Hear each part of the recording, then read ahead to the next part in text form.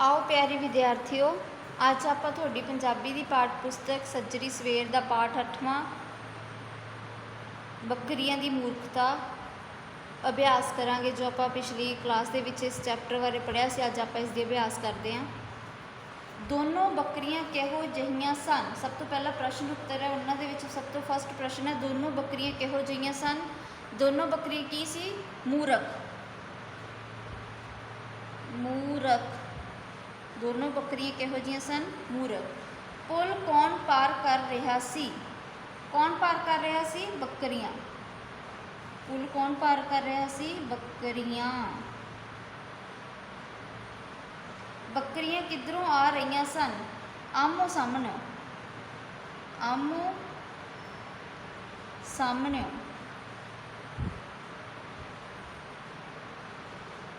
आमो सामने तो। अंत विच किसनों पछतावा होया? बकरियां नूं। किसनों पछतावा होया? बकरियां नूं।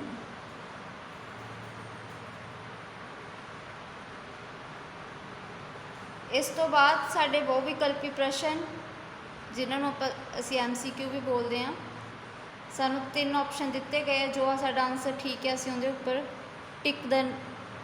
टिक करांगे। जिद्दां हेठां लिखे प्रश्न के उत्तर हेठां लिखे खानियां विचों चुनो।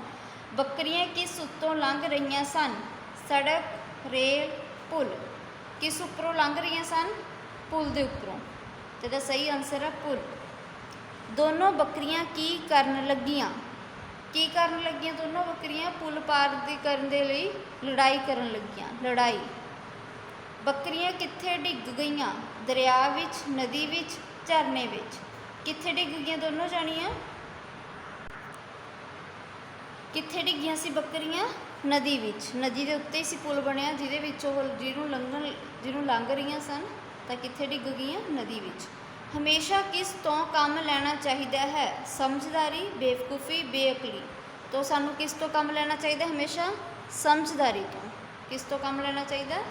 समझदारी तो। उस तो अगे लिखती अभ्यास। पुल किहो जिहा सी? इस उपरों एक समय ते किन्ने व्यक्ति पार कर सकते हैं? तो तुहानू पता ही आप चैप्टर दे विच पढ़िया सी कि पुल की सी? तंग सी। पुल तंग सी। इस उपरों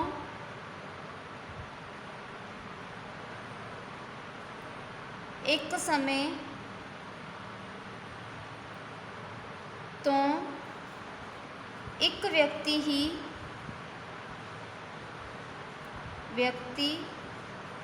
ही लंघ सकदा सी। पुल तंग सी। इस उपरों एक समय तो एक व्यक्ति ही लंघ सकदा सी। दोनों बकरियां ने किस गल कारण लड़ना शुरू कर दिता? दोनों बकरियां क्यों लड़ियां सी? पुल नूं पहला पार करन दी जिद विच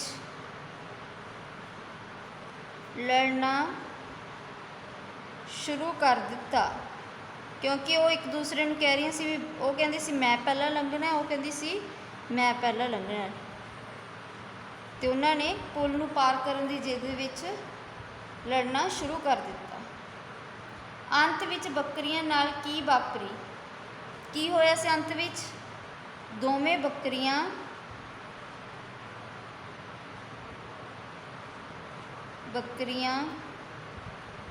नदी विच डिग के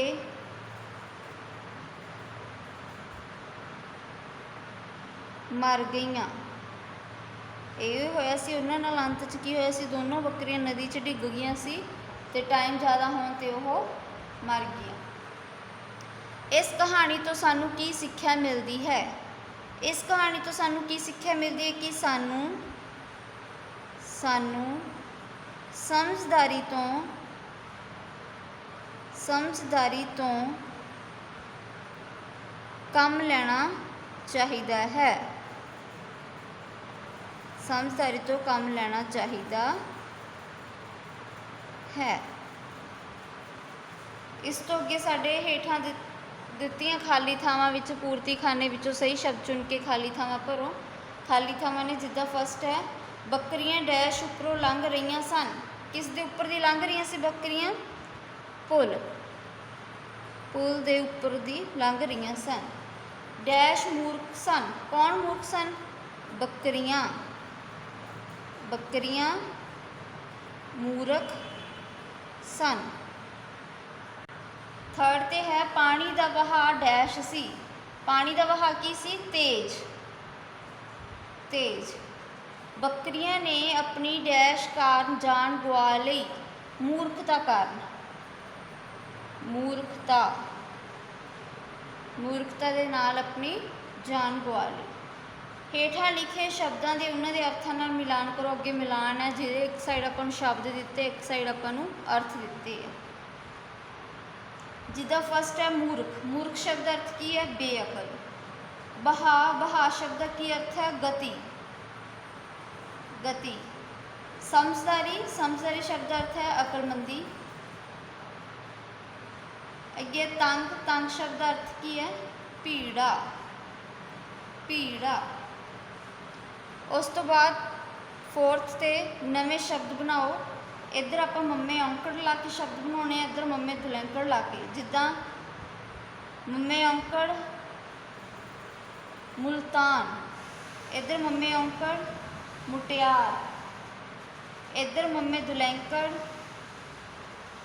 ਮੂਰਖ, ਇੱਧਰ ਮੰਮੇ ਦੁਲੈਂਕੜ ਮੂੰਗਫਲੀ। ਇਸ ਤੋਂ ਬਾਅਦ ਵਿਆਕਰਨ ਅਭਿਆਸ ਹੈ। ਹੇਠਾਂ ਲਿਖੇ ਸ਼ਬਦਾਂ ਦੇ ਵਿਰੋਧੀ ਅਰਥ ਰੱਖਦੇ ਹੋਏ ਸ਼ਬਦ ਲਿਖੋ। ਮੂਰਖਤਾ ਸ਼ਬਦ ਦਾ ਅਰਥ ਕੀ ਹੈ? ਅਕਲਮੰਦੀ। ਉਸ ਤੋਂ ਅੱਗੇ ਹੈ ਤੰਗ ਸ਼ਬਦ ਦਾ ਅਰਥ ਹੈ ਭੀੜਾ।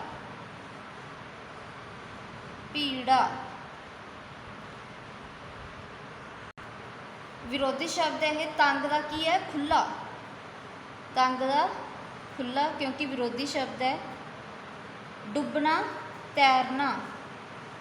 ਡੁੱਬਣਾ ਤੈਰਨਾ। ਥੱਲੇ ਉੱਪਰ। ਹੇਠਾਂ ਲਿਖੇ ਸ਼ਬਦਾਂ ਦੀ ਵਚਨ ਬਦਲੀ ਕਰੋ। ਇੱਕ ਵਚਨ, ਬਹੁਵਚਨ। ਵਚਨ ਬਦਲਨੇ ਹੈ। ਬੱਕਰੀ ਬੱਕਰੀਆਂ, ਜੰਗਲ ਜੰਗਲਾਂ, ਰੁੱਖ ਰੁੱਖਾਂ, ਨਦੀ ਨਦੀਆਂ। ਇਸ ਦੇ ਨਾਲ ਹੀ ਆਪਣਾ ਇਹ ਚੈਪਟਰ ਪੂਰਾ ਹੁੰਦਾ ਹੈ। ਧੰਨਵਾਦ।